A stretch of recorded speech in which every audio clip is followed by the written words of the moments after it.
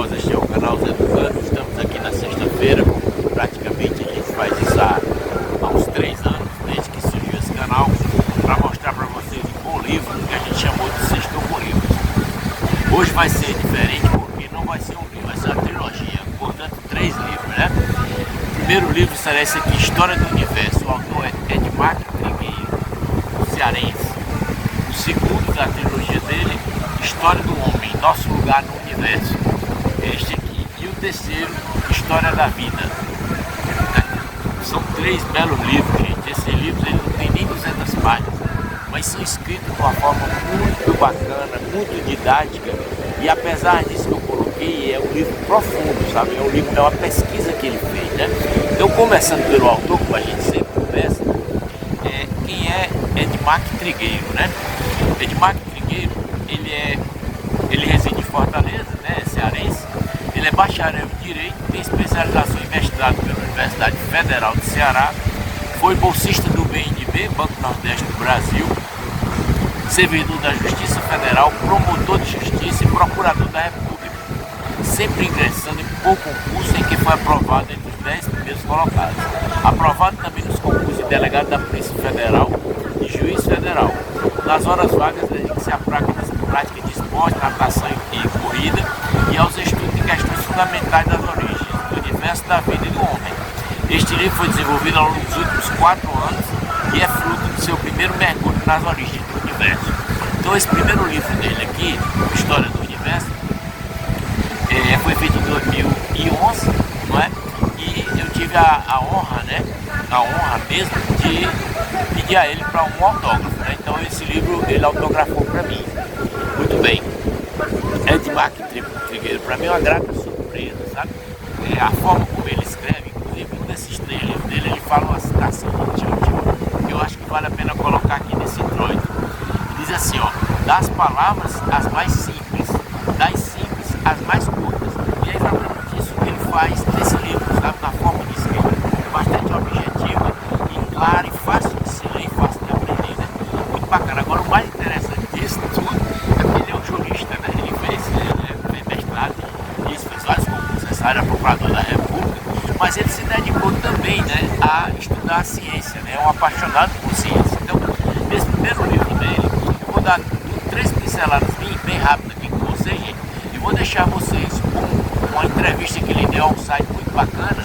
Isso tem muitos anos, eu publiquei no meu blog, né? Eu vou botar o link aqui também desse vídeo na descrição para esse post que eu fiz do blog dele, do blog que tem, no meu blog que tem esse site que ele deu a entrevista Minuto Pinturas.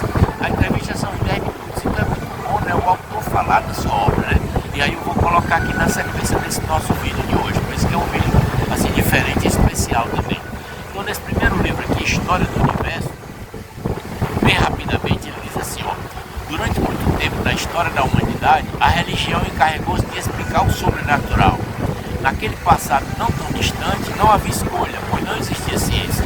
Assim, a única forma de acedermos às origens do universo era apegando-nos ao que nos ensinava a mitologia e ao que nos legava a religião. Hoje, entretanto, parte desse espaço é ocupado pela ciência. Que interessante. O crescimento e a consolidação da cosmologia produziram uma enorme gama de textos científicos que consultamos com o intuito de produzir esse trabalho, né? A orelha aqui é dele, né? Foi muito gratificante descobrir que hoje a ciência já permite que se conte o desenrolar da história do universo. Como somos privilegiados por viver na época atual, eu também concordo com ele. Lembramos daqueles que subiam nos zigurates da antiga Babilônia só para apreciarem melhor o céu, na tentativa de desvendar os seus mistérios, né? Muito bacana. Então, o segundo livro aqui que eu tenho, inclusive essa História do Homem, quem me deu esse livro aqui foi Daniel Brandão, meu sobrinho, né? Porque esse livro é ricamente ilustrado justamente pelo Daniel, que eu estou colocando aqui nesse vídeo hoje. Então, o História do Homem, como o subtítulo tem, o nosso lugar no universo, rapidamente seria isso. Este livro apresenta a história do homem desde quando se separou de seus primos macacos há cerca de 7 milhões de anos no continente africano e suas conexões com o universo e com a vida. Nele, o leitor encontrará uma rica discussão sobre o lugar que ocupamos no universo e nossa relação com as demais espécies, elegendo a ciência como um farol a iluminar como um caminho. O autor discorre sobre a formação do universo, desde o Big Bang até a matéria que nos constitui, percorrendo a saga da espécie humana desde seu surgimento no período pré-cambriano, antes mesmo de nos tornarmos humanos, apresentando o homem no quadro geral da origem e da evolução das espécies. E ao terminar a leitura, o leitor poderá extrair suas próprias conclusões para questões milenares. Qual o nosso verdadeiro lugar no universo? Qual a nossa importância cósmica? Qual o significado de nossas vidas? Quer dizer, um livro desse é fundamental na vida da gente, né? Então, muito bacana, recomendo fortemente. E o último, que é a história da vida. Esse aqui é biologia, né? Resumidamente, é a história da vida mesmo, né? Ou seja, de certa forma é a continuação da primeira história do universo que eu mostrei para vocês aqui. Mas uma continuação diferente porque é uma narrativa mais simples do que a primeira. É um livro que vai contar como a vida começou e como evoluiu à luz da ciência. Você não vai encontrar aqui, portanto, nada de história contada pelas religiões. Também nada de discussões mitológicas ou morais. Tudo isso porque nada tenho a dizer sobre essas outras histórias, né? A palavra do autor. Muito bem. Obrigado por terem vindo até aqui. Eu convido vocês a continuarem no vídeo para assistirem essa bela entrevista, né, curtinha de 10 minutos, que ele deu a esse site que eu falei para vocês há pouco, né? Ok, por favor, comentem o que desejarem, curtam o vídeo, se inscrevam no canal se não estiver inscrito e coloquem o sininho para receber as notificações. Continuem aí para ver a entrevista do Edmar Trigueiro, grande escritor cearense.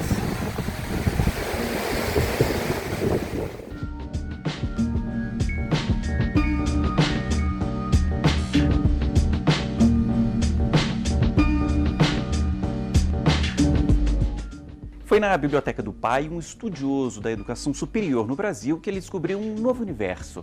Desde então, o livro faz parte da vida do professor Rafael Marcelino, que, por sinal, acaba de publicar a primeira obra, O Direito da Propriedade Democrática. O Rafael é um dos nossos convidados aqui hoje. Mas antes, eu converso com o escritor Edmar Trigueiro. Procurador da República, o Edmar tem 4 livros publicados. Um na área jurídica, Ação Penal, Violência e Ação Subsidiária, e uma trilogia sobre a história do universo, da vida e do homem. Tudo bem, Edmar? Tudo bem, Paulo. Muito bem-vindo ao Iluminuras. Muito obrigado. Bom, você tem 4 livros publicados? Isso. Uma trilogia Isso. E um livro aqui do universo jurídico. Sem dúvida. Eu começo direto aqui com um livro do universo jurídico, Pois não. que se chama Ação Penal, Violência e Ação Subsidiária. Isso. O que tem aqui? Eu sei que é fruto do seu mestrado, não é isso? Isso é fruto do meu mestrado na Universidade Federal do Ceará. E esse livro, Paulo, é fruto da minha experiência de atuação em processo penal. Desde 93, quando eu ingressei na Justiça Federal, eu já fui designado para trabalhar numa vara criminal. E após isso, quando eu assumi o Ministério Público Estadual no Ceará, e mesmo como Procurador da República desde 99, eu sempre atuei na área criminal. Então isso é fruto da minha experiência, vamos dizer assim, de praticamente 25 anos de atuação nessa área. E esse estudo, basicamente, ele é dividido em 2 partes, esse livro. Eu trato a ação penal como uma violência que o Estado comete contra uma pessoa, contra um cidadão. Uma violência que é justa e necessária, porque a pessoa cometeu uma infração penal. Mas não deixa de ser um ato violento, e esses momentos são muito difíceis. Eu tenho muitos anos de experiência em audiências criminais, e a gente vê que é como se as pessoas, os réus que sentam ali, muitas vezes eles trazem uma carga de sofrimento muito grande, ficam como que estigmatizados. A minha ideia, a minha proposta, e isso se constitui a primeira parte do livro, é que nós oportunizemos ao Ministério Público uma mitigação para algumas infrações penais do princípio da obrigatoriedade da ação penal. Por exemplo, um crime de furto, o Ministério Público, se tiver os indícios de autoria e materialidade, ele se vê obrigado a promover aquela ação penal. Então, o que eu defendo é um sistema parecido com o sistema americano, que o promotor possa negociar em determinadas situações, um crime de estelionato qualificado, por exemplo, um crime de furto, que ele veja que não tem muita agressão à sociedade, e com isso ele propõe uma medida para resolver e encerrar aquele litígio. Claro, evidentemente, submetido ao órgão da Procuradoria-Geral da República, ao Procuradoria-Geral de Justiça, ao órgão revisor dentro da própria estrutura do Ministério Público. A segunda parte do livro é uma parte que se dedica a enfrentar os aspectos dogmáticos, os aspectos processuais desse tipo de ação. Então, esse livro ele se divide basicamente nessa parte aí. Esse é o livro jurídico. Esse é o livro jurídico. Você tem uma trilogia aqui de divulgação científica. O que um procurador da República foi escrever sobre divulgação científica? Pois é, Paulo. Sabe que isso é uma pergunta que eu me faço até hoje, né? É difícil a gente chegar assim a descobrir essas nossas motivações. Minha mulher, que é psicóloga, ela disse que quem nos governa é o inconsciente. E, segundo ela, a gente não tem acesso a esse inconsciente. Mas, assim, de alguma forma, talvez pelo cansaço de estar sempre atuando nessa área jurídica, a área jurídica é uma área muito técnica, eu fui em busca de uma coisa mais lúdica, né? Isso me lembra muito a história desse primeiro livro, História do Universo. Esse é um livro de divulgação científica que ele mistura cosmologia, astronomia com história. A proposta aí é que eu descobri que nós, em pleno século XXI, nós já podemos contar como foi que o universo surgiu através da ciência. A ciência hoje já tem uma versão bastante coerente para a origem e a evolução do universo. Então esse livro é a versão predominante da ciência acerca da origem e da evolução do universo. É basicamente, o que eu trago aí é a teoria do Big Bang, que é uma teoria recente, vamos dizer, uma teoria do século XX, né? É uma teoria que ela foi se firmando aos poucos, mas ela começa, digamos, aos seus primeiros, a partir de 1917, digamos, com a publicação de um artigo do Einstein, depois que ele publicou a teoria da relatividade geral. E ela foi se estabelecendo aos poucos, e a partir dos anos 1950, em 65, aliás, quando foi descoberto a radiação cósmica de fundo em micro-ondas, que é um resquício do Big Bang, numa era que a gente chama era de desacoplamento, onde havia antes a matéria e radiação estavam todas juntas, e quando houve esse desacoplamento, a matéria separou-se da radiação, e aí foi que se formaram os primeiros átomos, os átomos de hidrogênio, e o universo passou a ser visível, que até então ele era opaco. Então, em 1965, por acaso, dois pesquisadores que trabalhavam num laboratório, o Laboratório Bell, numa companhia telefônica nos Estados Unidos, eles perceberam uma radiação, um barulhinho esquisito, quando eles estavam mexendo numa antena, era uma antena de rádio grande, no alto de uma montanha, limparam a antena de todo jeito e não conseguiam eliminar aquele ruído, e não sabiam do que se tratava. Só que havia outra equipe de pesquisadores já que previram, teoricamente, a existência dessa radiação cósmica de fundo em micro-ondas. E aí os caras disseram, bom, você descobriu aquilo que a gente estava procurando. E no final, quem ganhou o prêmio Nobel foi o Penzias e o Wilson, mesmo sem saber o que estavam procurando, o que era aquele barulhinho, quando na verdade os outros pesquisadores que já tinham a previsão teórica da radiação cósmica de fundo, eles não foram contemplados com o prêmio Nobel. Uma certa injustiça e uma descoberta por acaso, né? Seguindo aqui e afunilando agora, você traz História da Vida, o segundo livro da trilogia. O que tem aqui, Edmar, que pouca gente sabe? Olha, Paulo, tem muita coisa, mas esse livro, na verdade, esses 3 livros, esse é o segundo, ele compõe uma trilogia de livros de história natural. Eu faço meio que um resgate de uma disciplina que outrora era talvez a disciplina mais importante, né? Na época do Renascimento se estudava muito história natural. E com o avanço das ciências e as especializações, essa visão do todo, do conjunto, foi se perdendo. Veja que esse livro, ele responde às questões, esses 3 livros, aliás, mais fundamentais que nós nos perguntamos desde criança. Todo mundo quer saber como surgiu o universo. A gente olha para o céu, vê as estrelas e quer saber de onde é que elas surgiram. A gente tem curiosidade de saber como é que surgiu a vida e como ela evoluiu. Esse segundo livro, ainda nessa vertente de divulgação científica e na vertente de trazer para a história, porque eu considero esses livros de história. Há um historiador famoso, Mark Bloch, que ele é um autor, um fundador dos análises, que ele diz o que é história. Aí ele diz assim, história é o estudo do homem no tempo. Então, história do universo, alguns historiadores, digamos assim, defendem que não seria história, porque não havia ainda um homem. Mas eu defendo que sim, que é história. Até porque todos nós somos formados de matéria bariônica. Essa matéria está prevista na tabela periódica. Existem 92 elementos naturais, elementos químicos, átomos. E esses átomos são os únicos que existem na natureza, porque de 92 em diante, até o 118, são elementos sintéticos, né, produzidos pelo homem. Todos esses elementos químicos naturais, esses átomos, eles compõem essa matéria bariônica, compõem a nossa matéria. E nós somos feitos de átomos. E esses átomos são feitos nas estrelas. Todos os átomos que existem na Terra e existem no nosso corpo, eles existem nas estrelas e eles existem em outros mundos. Hoje em dia nós podemos já fotografar outras estrelas, outros planetas e ver a composição química. E nunca foi encontrado nenhum elemento químico que não exista na tabela periódica. Portanto, nós somos filhos das estrelas. E isso é uma coisa que eu acho assim sensacional. Seguindo aqui agora finalizando, né, aqui a trilogia, A História do Homem, Nosso Lugar no Universo. Mesma forma, Edmar, o que tem aqui que pouca gente sabe, o que é mito e o que é verdade?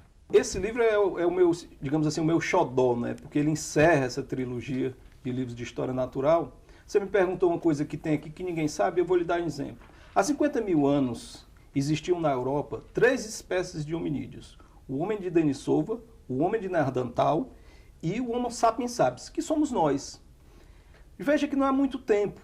E todos esses foram encontrados fósseis desses 3 hominídeos e, através do exame de DNA, uma equipe alemã, comandada pelo savante Pablo, pôde identificar que são 3 espécies diferentes de fósseis, de pedaços de osso.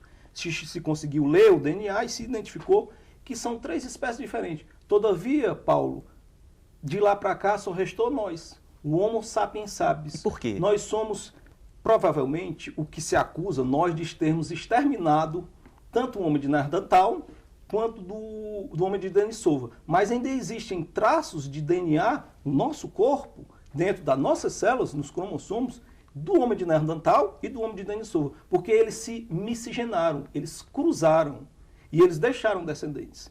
Então a extinção que foi recente dessas 3 espécies de hominídeos é um feito espetacular que a ciência descobriu há pouco tempo e que não é muito divulgado e que não é muito comentado. Esse livro, ele traz assim, ele se relaciona mais com a antropologia física, porque nós falamos desde a evolução dos primeiros hominídeos, como nós compartilhamos um ancestral comum com os chimpanzés, que são nossos primos, nossos parentes mais próximos, parentes os quais a gente guarda a maior semelhança genética. Nós temos 99,99% de semelhança com os chimpanzés.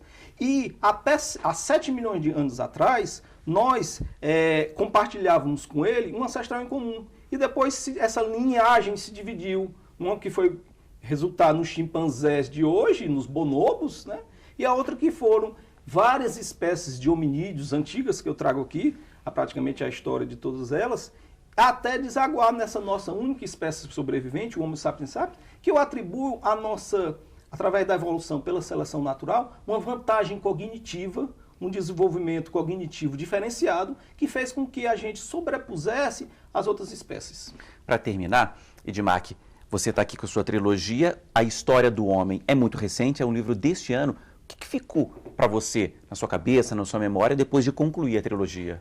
Ficou, Paulo, um sentimento de nossa humildade em relação ao cosmos e em relação à natureza. O que ficou foi a compreensão que nós fazemos parte da natureza, que nós não somos seres superiores às demais espécies que compartilham a Terra como habitat. Apenas nós somos seres com características diferentes delas.